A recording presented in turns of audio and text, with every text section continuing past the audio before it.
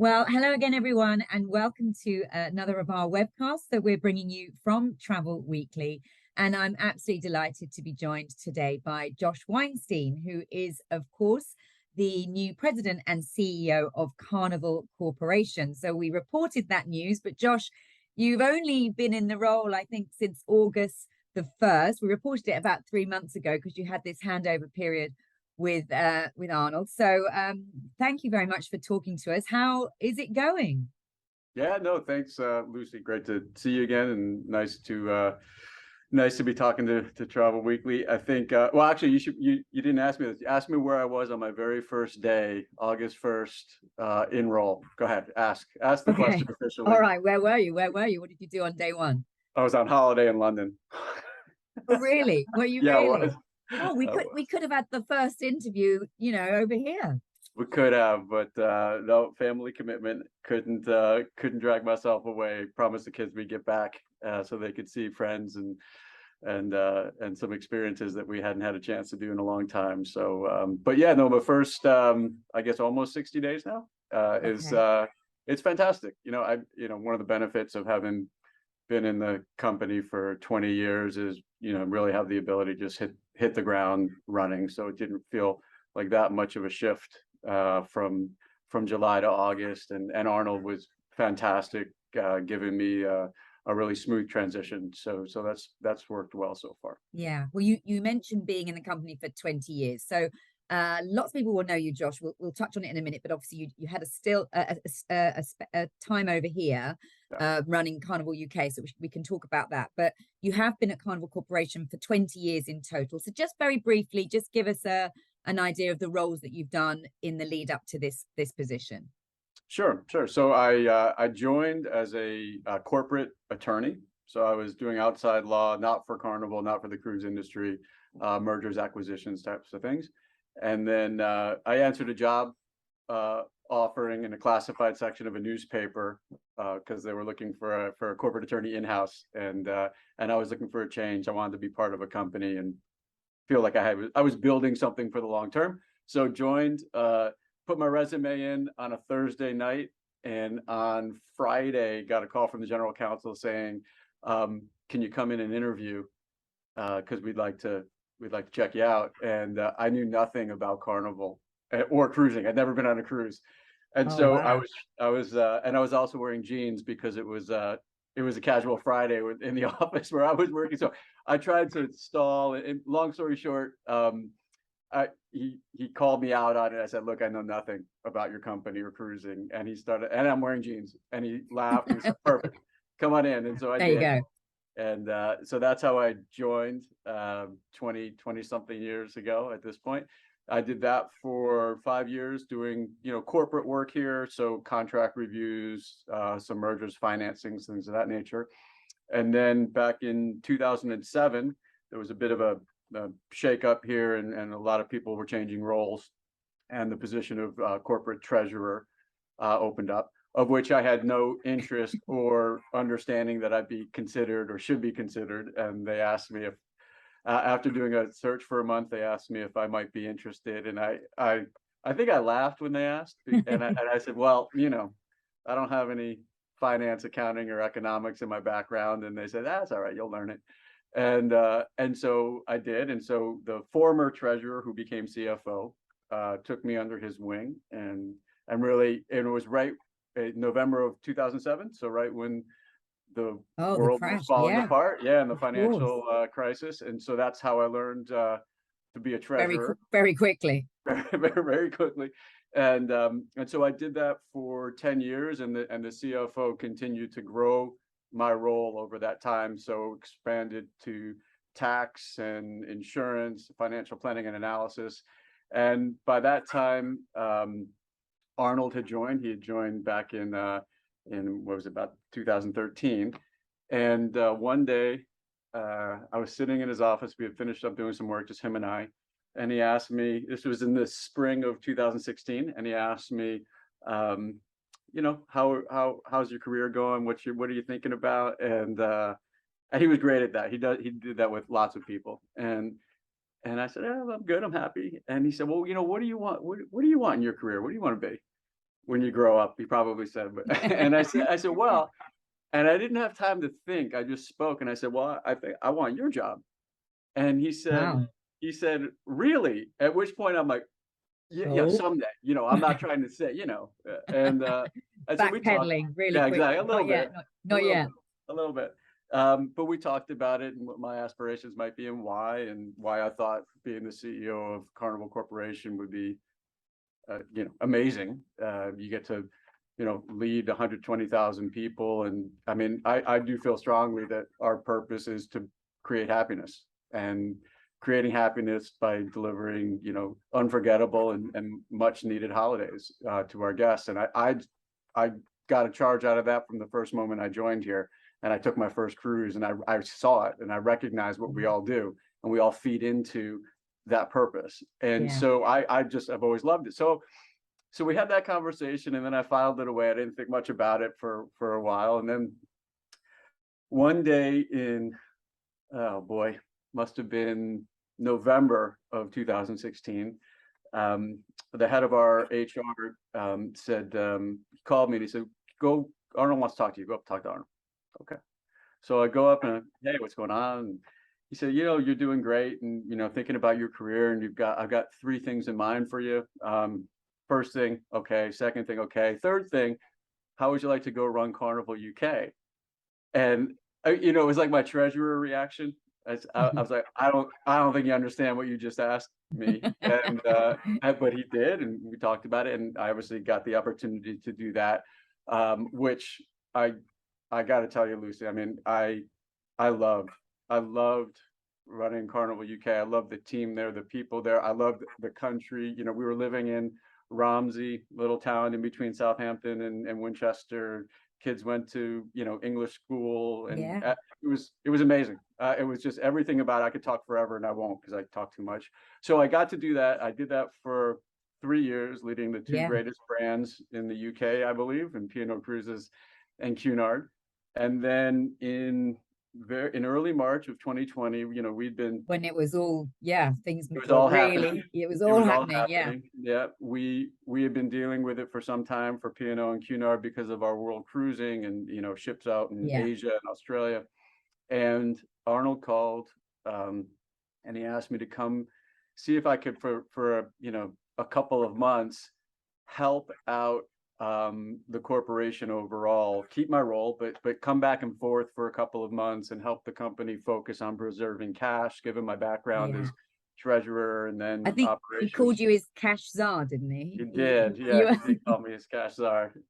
So what was supposed to be me doing that, a couple of weeks in Miami, a couple of weeks in England, coming back and forth. Obviously, that didn't happen that way because the world didn't cooperate. So yeah. I ended up Did, coming did back. did he think it, or did you all think it would have been more short-lived than ultimately it became such a bigger thing, the pandemic? So perhaps you just had to stay to keep conserving more cash, I guess.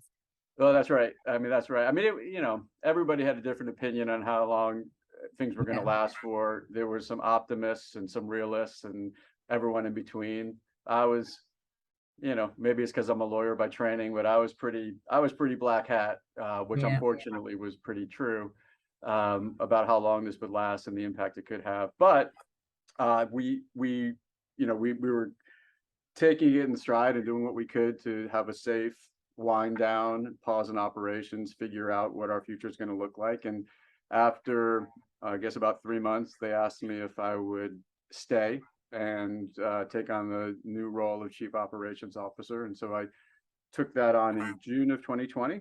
And you had And to leave. You had to leave us, leave the I UK. did, and I had to leave. It's so what I didn't tell you is, so I got here in the beginning of March, a week.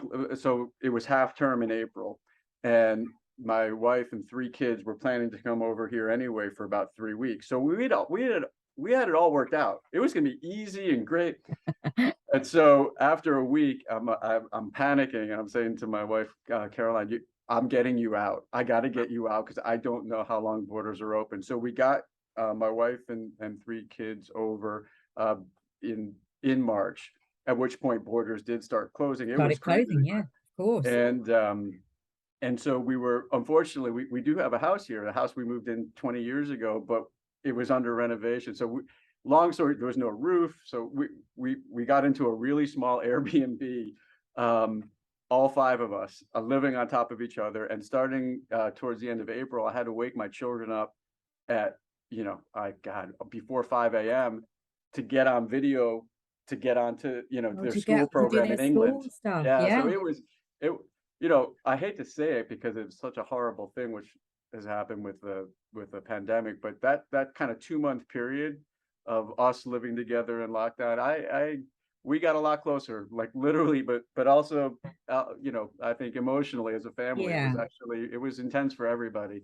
But we were able to get through that, and then we were able to get my wife and kids back in beginning of June, so they could finish out the school year with their friends and with their school, and frankly, unfortunately for us, because we did love it, but just kind of close shop for the Weinstein household in England, and get back here. So it took me I didn't get back to England, unfortunately. I packed a bag for a week, and I didn't get back for a year and a half.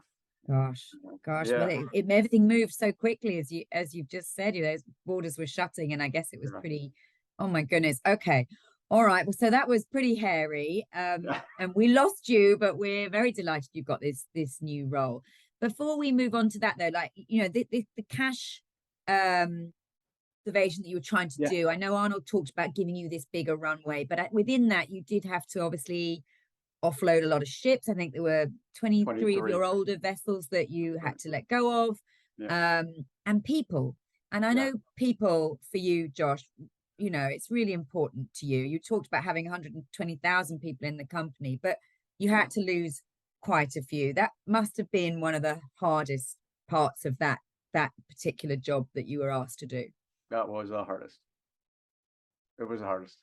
It was we had about 3 months where we felt like we could carry as much as we possibly could, and then it got to the point where we didn't see an ending point, and the question was, we have to hurt some people and take some actions, which is never pleasant, and it was doubly so given the environment that we were in. But the question was, if we're going to survive as a company and have the ability to resurface and hopefully rehire everybody we possibly could, we had to take the actions that we did. And it's always, hopefully, it's always the worst part about being a leader, is having to make those decisions. Yeah, absolutely.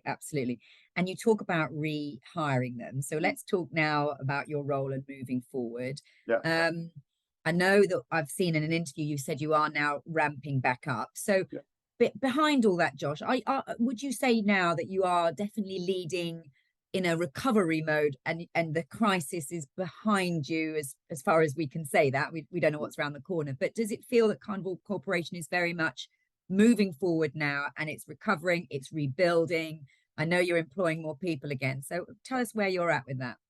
Yeah, so we are, 95% of our capacity is now up and running. So the way I've been trying to communicate it is, we had 2.5 years of wind down, pause, restart, and the restart itself, it was over a year when all is said and done for us as a corporation. And so what we're now kind of put a line in the sand and said, right, we have now shifted, and our mentality of return to service is now officially done, and we are returned to strong profitability.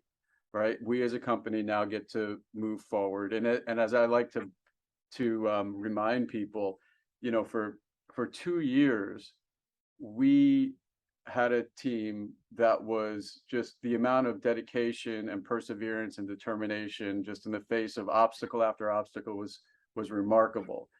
And in the process, because of all of these external forces at us, regulatory, health, I mean, just the reality of where we were operating, we had this huge amount of creativity and innovation and nimbleness, and we always had to use it in a reactive way to whatever that external force was. And we now are at this point where we get to take all of that skill set that has been built up for the last 2 years and actually we get to proactively put that back into the business.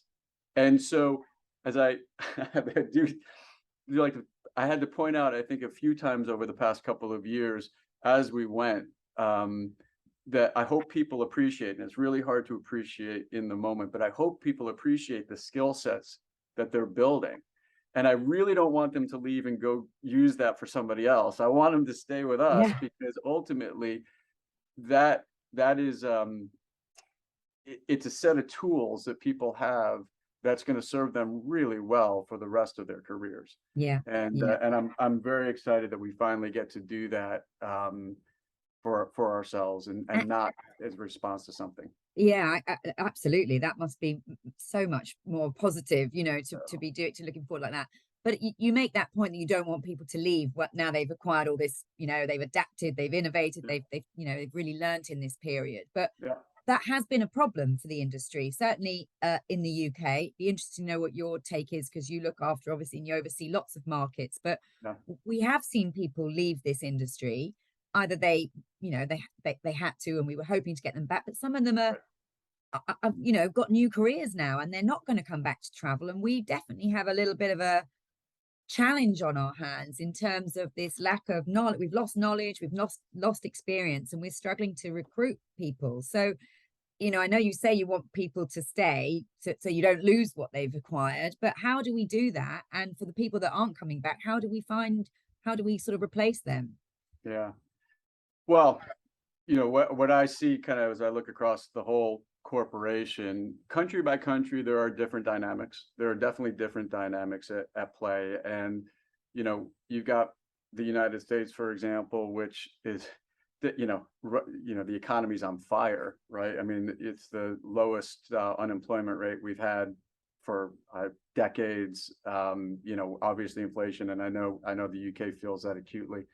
Everyone's got a little bit of a different dynamic as far as what that hiring environment looks like and where people might be, wanting to spend their careers as a result and what flexibility that they have. I do think for Carnival UK, I mean, if we want to talk about, we can start there specifically. I think the team has done a really good job of maintaining that positivity, maintaining that employee base to hopefully, let us now enjoy the, all the momentum that we get to pick up from where we had left off before the pandemic. It is, even before the pandemic, it's always, attrition happens, right? People have a different idea about what they're looking for in a career. You remember pre-pandemic, we used to talk about, younger generations coming into the workforce, and this is both ship and shore, and having different expectations about how they wanted to progress their careers and, how much time they wanted to invest in any one place before they would then want to hop to a different industry and really just grow themselves. So it does get a little bit lost in the shuffle, I think, that we were dealing with some of these types of themes even before the pandemic. Now, obviously, the pandemic has supercharged a lot of that. But a couple of things, at least for us, that we feel are quite important. You obviously have to be able to be competitive on compensation, right? I mean, there's no way around that. Yeah.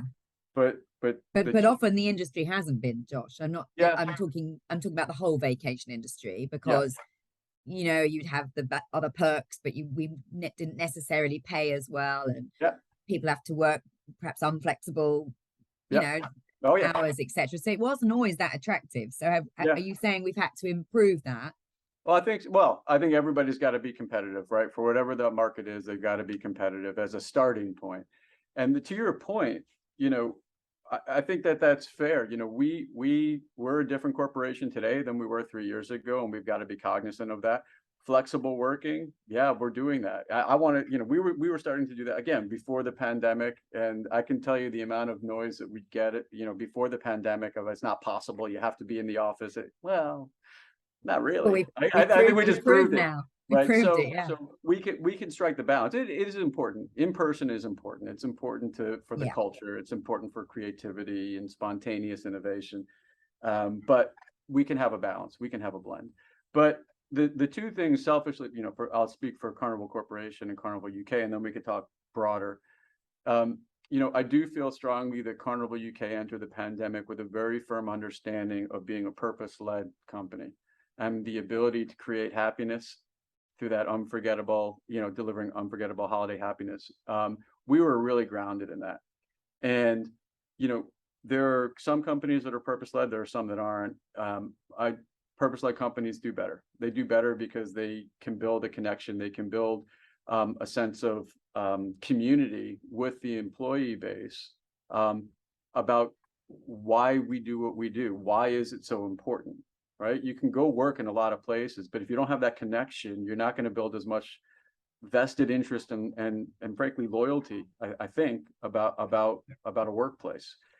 On the basis of that, there's also the core values, right? What are the core values that we want to espouse and say, this is who we are when we're at our best, and this is what we're looking for in our colleagues. We want people who respect and protect each other, who listen, who empower their teams. I can go through our list of core values. Yeah.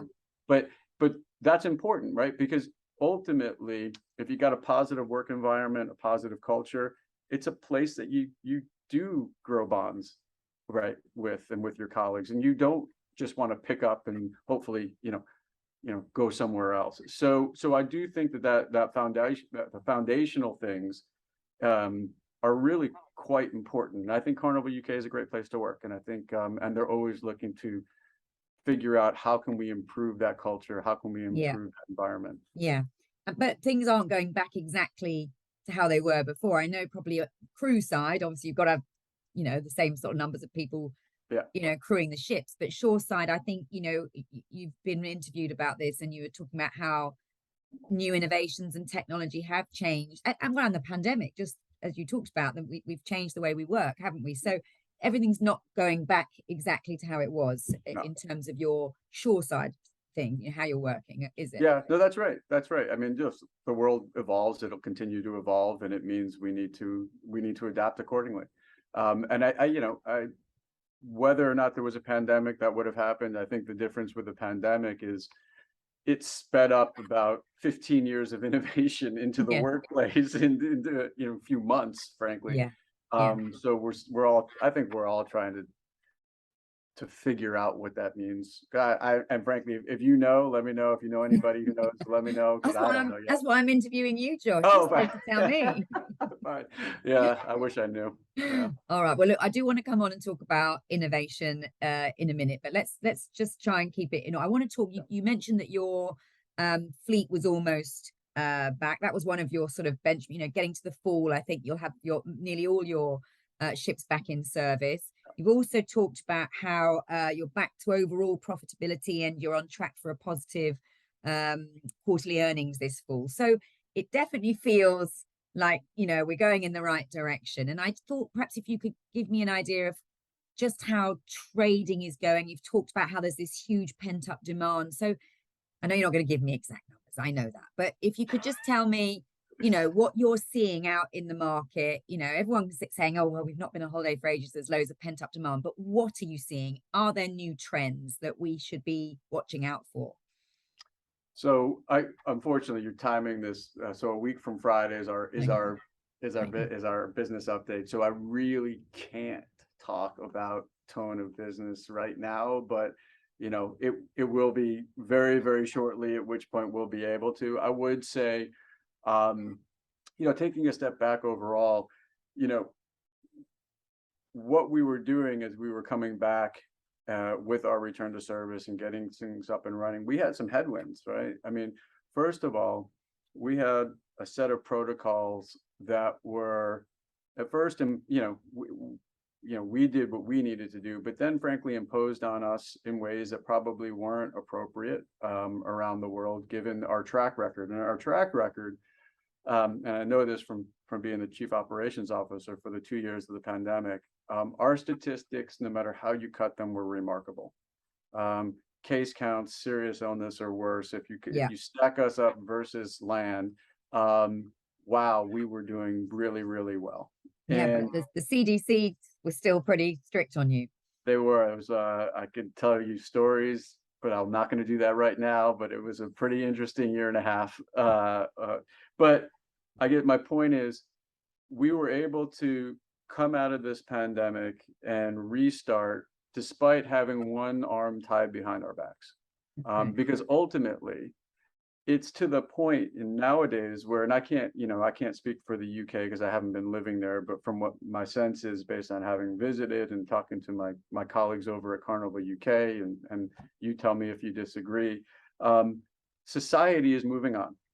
As long as we do things responsibly and thoughtfully and take personal responsibility, society is moving on. So as we are now able to look inward and say, right, we're going to control some of our destiny now, and we're going to take the following, steps with respect to responsibly normalizing our protocols to land-based alternatives. We get to untie one of the arms that's been behind our backs when it comes to demand. It's not, in my opinion, it's not really about health and safety at this So point. It's about sorry, friction. sorry, I was going to say, so was that the issue then? So there was demand, but people still felt there was quite a lot of hoops to jump through to go on a cruise because you were being responsible and putting in quite a lot of steps, weren't you? Yeah, You can we were, remove and some of those hassle. now. It's hassle. Yeah. It's a hassle factor. I think the first Monday after we did the announcement, after Carnival Cruise Line put out its announcement, its volumes doubled. Yeah.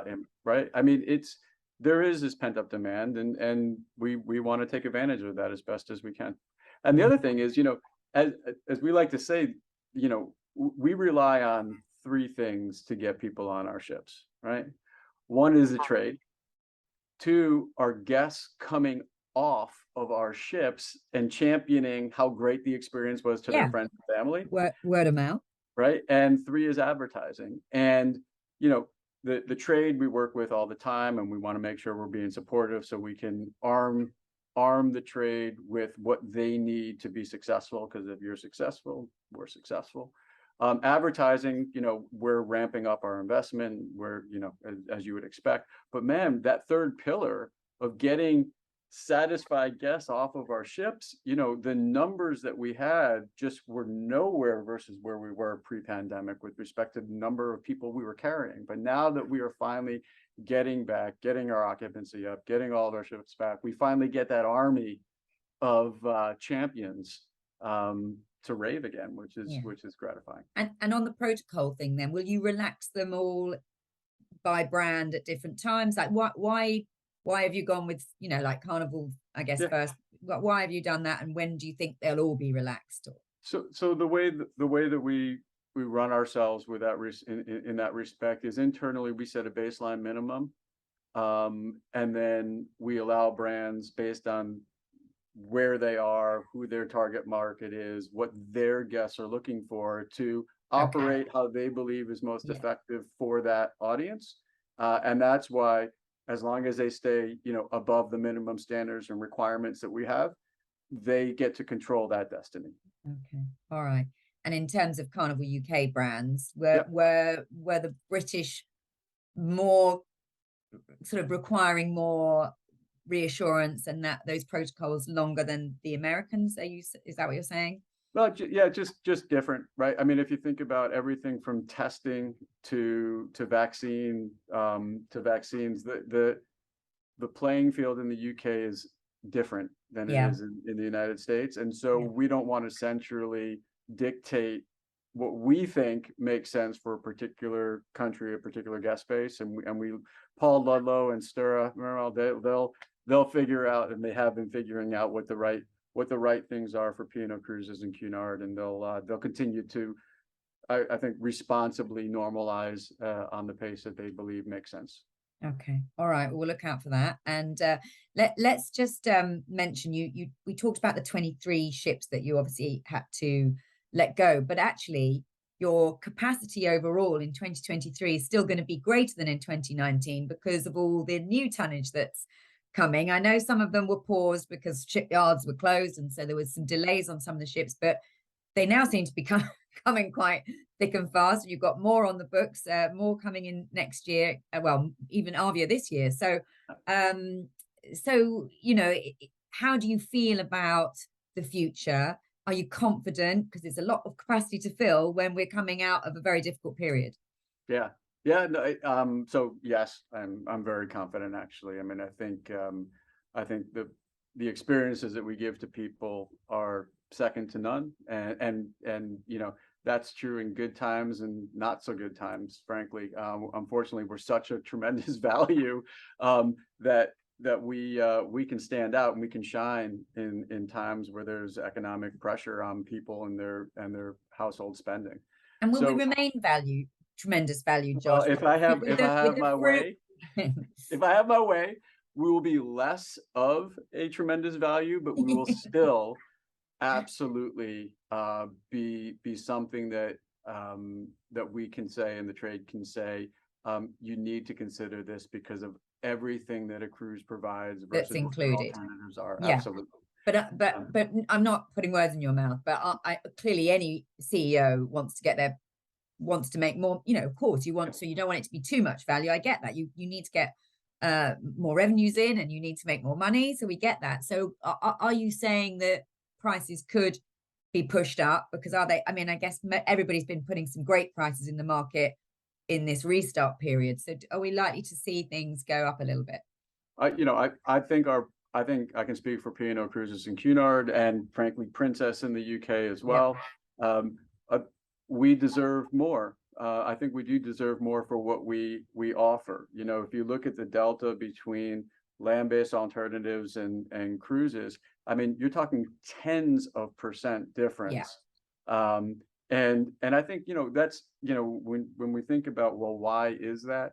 Well, one of the reasons is people don't necessarily do the math very effectively by themselves and really try to piece all that together, especially if you've never cruised before, because you really don't get it Yes. until you've experienced it. And that's where I think our trade partners can make a huge difference for us and for their customers. I mean, if you think about their customers and what they are looking for when inflation is what it is and volatility, we are just such unfortunately a tremendous value, that I think it's a no-brainer. We just got to get the word out effectively. Yeah. Yeah. Well, you mentioned the trade twice now. I know they are really crucial to you, but clearly went through the same devastating times that we've all been through. And I know I've spoken to Frank Del Rio, I've spoken to Jason Liberty. They were Yeah, all saying that direct business obviously came back quicker because a lot of the travel advisors weren't able to reopen as quickly. They then yeah, had their own staffing issues, and that continues. We're running a story this week with somebody, a competitor of yours in the UK, saying that that the agents that they used to partner with and distribute their product just aren't up to strength yet. It's not their fault, it's just the way that things are. So what can we do about that? It's a key channel for you, Josh, the trade, but they've obviously got some challenges themselves. So what's your message now? What are you going to do if you've got this slight sort of issue with the trade that not being as strong as it used to be? yeah. Well, I mean, it's I would say as a starting point, it's not a trade specific thing. This is life right now, right? I mean, this is just in general how the world has changed, and especially in leisure and hospitality, it's a reality of pretty much every function across the board, and needing to figure out how we can fix that. And so, with respect to the trade in general, look, we Carnival UK, we've got our Shine program where we really look to push out directly to the trade and the travel agents. How can we help educate? How can we help reduce friction points? To me, the biggest amount of support that I can give is, and I'm starting a bit of a listening tour with trade partners, and I've scheduled a bunch just to hear you tell me what are the friction points that we can cut down. How can we help be more efficient and effective in getting people to book and get them serviced correctly?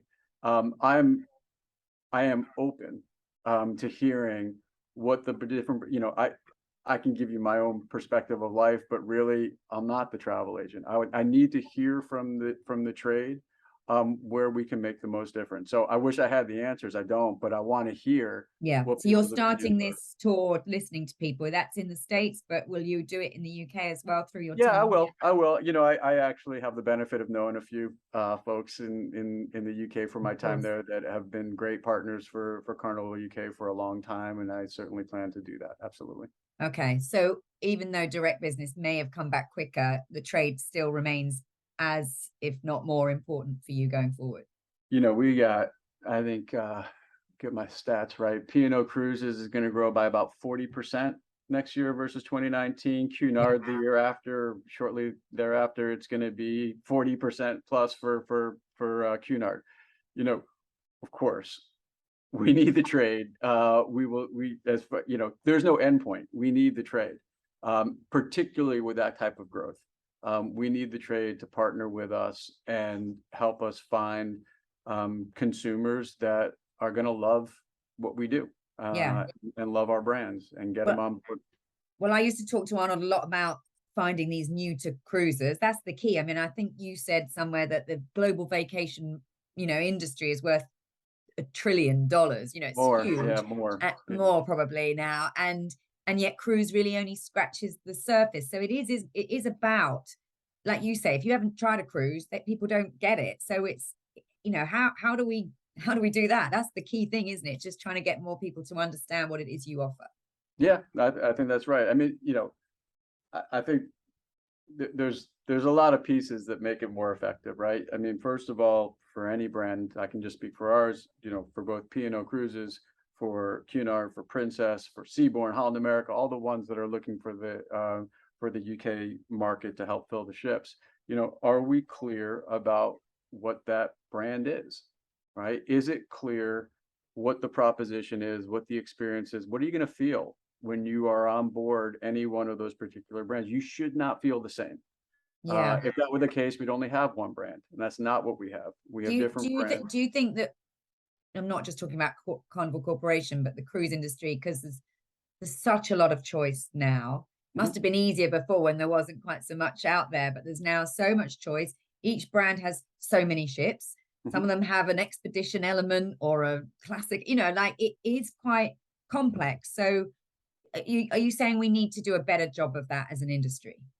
Well, I won't. I don't care to talk about anybody else but us, and I think we can always improve. Everything we do, we can always improve, and I think giving more clarity around brand positioning is something we can do all the time, right? And the more we can be clear on that, and the more clarity we have about who is our target audience that we're actually trying to speak to, and then how do we speak to them? What's the right messaging to reach that target audience? What are the barriers to cruising, and how do we come up with effective campaigns to break down those barriers? If we do that and we really know who that target audience is, we'll be more successful, and we'll be more successful in arming the trade with the right set of messaging and tools for us. So I think that's a huge opportunity all the time. Yeah. Okay. All right. And now you talked about the downtime. No one was having downtime in the pandemic, let's be obviously, but time, I guess, to, like you said, to innovate and to think about ways to do things differently as we come out of this. What kind of areas were you looking at? Was it sort of around technology? Was it around product? Was it around your marketing that you've just kind of touched on, how you're sort of, positioning yourself? What kind of areas can we expect to see this innovation coming, Josh? Yeah, I think it's, I was just going to say yes, right? Because it's kind of All of them. Yeah. all of the above, and some of it's very brand specific. Some of it you're going to experience in very short order with Arvia coming, for example, for P&O Cruises, and Yeah, you're not going to get off this call, by the way, without giving us some little kind of no. Paul Ludlow will, exclusive nope, on. nope. Paul will kill me. Nope, sorry. Get it from Paul. So there'll be some very, very specific things that you can see. We have, we've sped up some of the activity that we were expecting to do over several years when it comes to technology, to make things more frictionless on board, to make things more accessible back office in order to be able to have more onboard experiences that you can plan for in advance, right? Some things just to help that overall customer journey. And again, does that differ by what's needed per brand, because obviously It does. we know a lot about the Ocean Medallion, for example, on Princess, Yep. and some people might thought, well, that's worked so well there, we'll put it on every fleet. Yep. But actually, is it slightly nuanced for what each brand requires? Yeah, it definitely is, and definitely is. As of now, Medallion's really bespoke for Princess. It is Princess. I think anybody who's had the ability to get on a Princess ship with Medallion will know it's pretty differentiating in the marketplace, and which is wonderful. That's exactly what we need, more differentiation. But there's certainly no central mandate for everybody in our corporate portfolio to then have to follow suit the same way. Yeah. Like, same reason, right? Different guests, different brand profile. So no mandate at all for that. And then there's better ways of working that I think we've been pretty fantastic over the last couple of years when it comes to thinking about us as a portfolio of 9 brands and working collaboratively, frankly, in ways that we never had to before. In really making sure we're sharing best practices and learnings. We are leveraging our scale behind the scenes when it comes to network, bandwidth utilization, just things that are probably kind of boring that will just make us more effective and efficient in being able to deliver for our guests and for our crew. Yeah. Okay. Well, one of the areas I know you have been working on is everything to do with sustainability. I know it's really important to you. I think you also, in your title, as if you haven't got enough to do, are you also Chief Climate Officer as well? Yeah, yes, I am. Yeah. Okay. Yeah. They didn't let you. Was that acquired at the same time as the CEO, or was that one you already had that you've kept? No, it was all on August 1st. Okay. All right. But is it something you? I mean, I guess as leader of the business of a business that has to take, climate change seriously, is it something you're passionate about? Yeah, absolutely. I got 3 kids, right? I mean, it's really hard to be a parent, I think, and not want to be thinking about how are we going to leave the world in a place that, is going to be good for our kids and grandkids and brothers and sisters, and you name it, right? I mean, I think most people feel that way. And when we think about Carnival Corporation, it is an industry thing, but for us, it's carbon, right? I mean, carbon's the biggest impact that we have got and the biggest impact that we can make. Now, I am proud of the fact that we peaked our absolute carbon back in 2011, despite the fact that we are 20 something percent bigger today than we were back in 2011. And that comes from, more efficient fleet, getting rid of, ships that are really, past their prime for what we're looking for. It comes from retrofitting and spending a lot of money, frankly, to retrofit our existing fleet with technology to make us more efficient, consume less. And then it's just like driving a car, right? We got to be thoughtful with our itinerary planning and go shorter distances, go slower, and use less.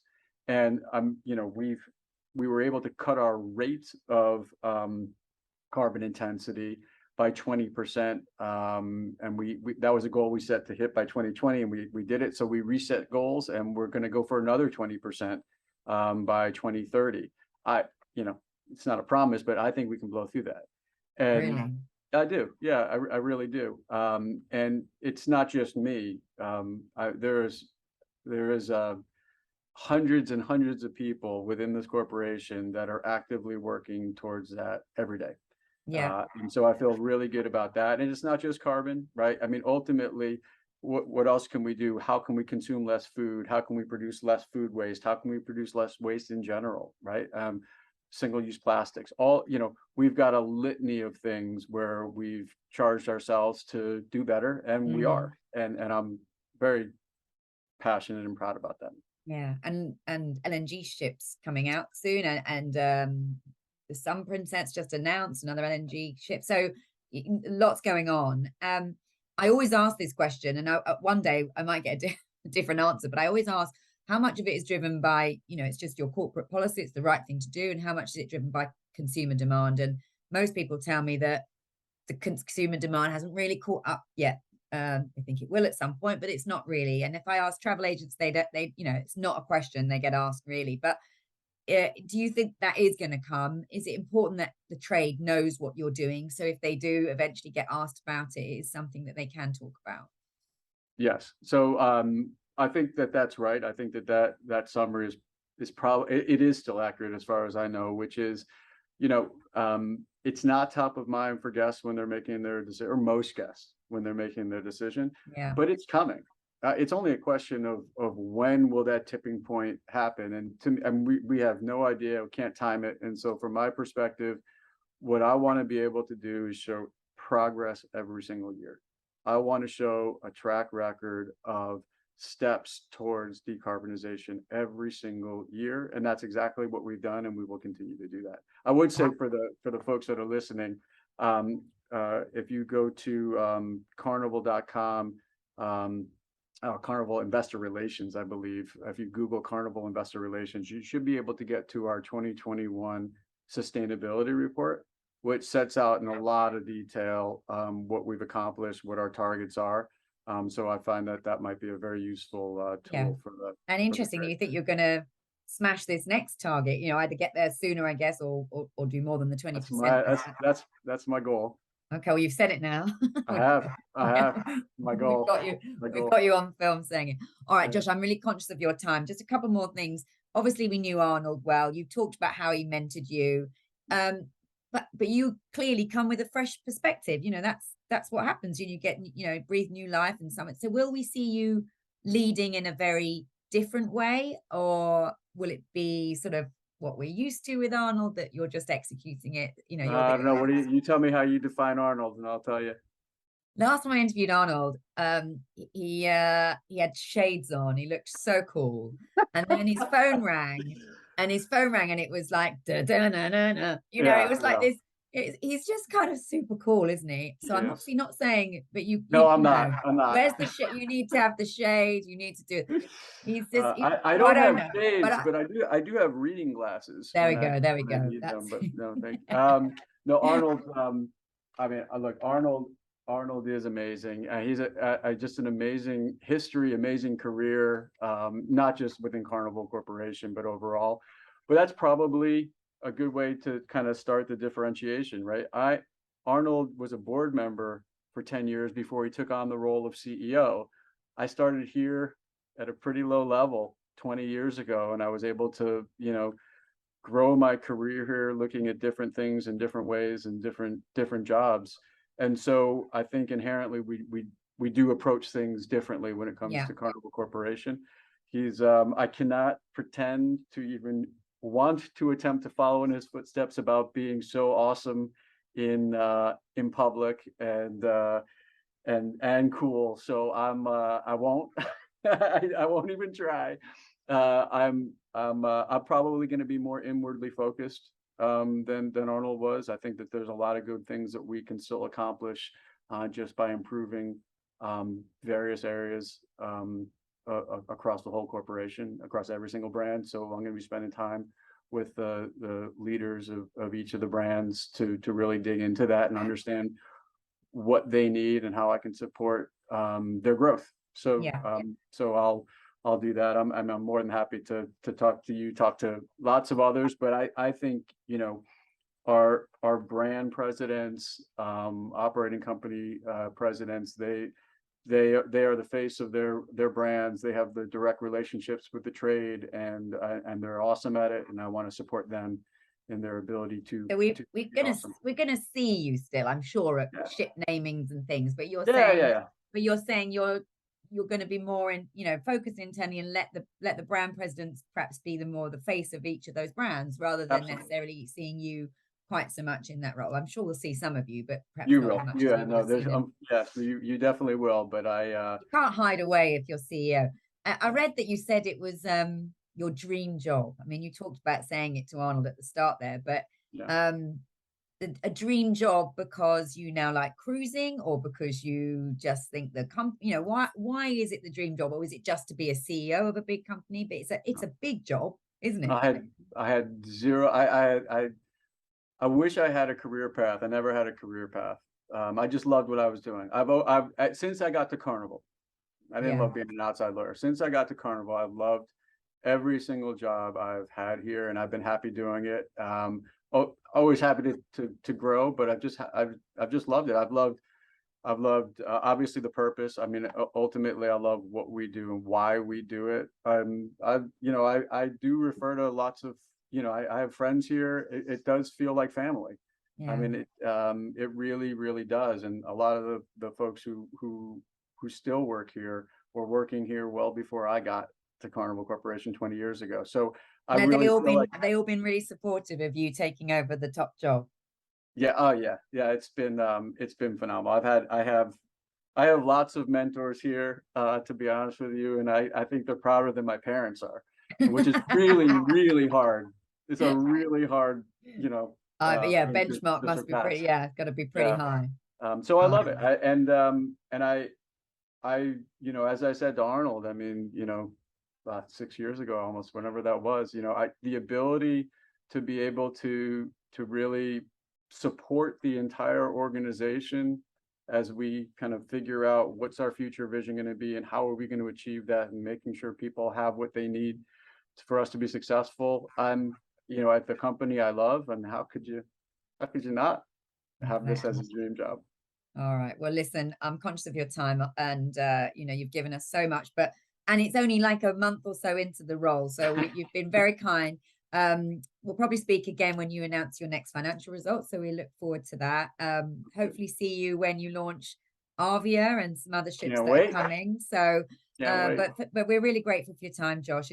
And we wish you all the best it's a really exciting time. Let's hope it stays positive and forward looking. We don't go backwards at all after such a torrid time, but we wish you all the best and thank you for No, talking to us. no, it's my pleasure. Thank you very much. I can't wait to get back to my second homeland. Yeah, come back to Romsey, come back and see us. Can't wait. All Take right. care. See Thank you you. soon. Thank you.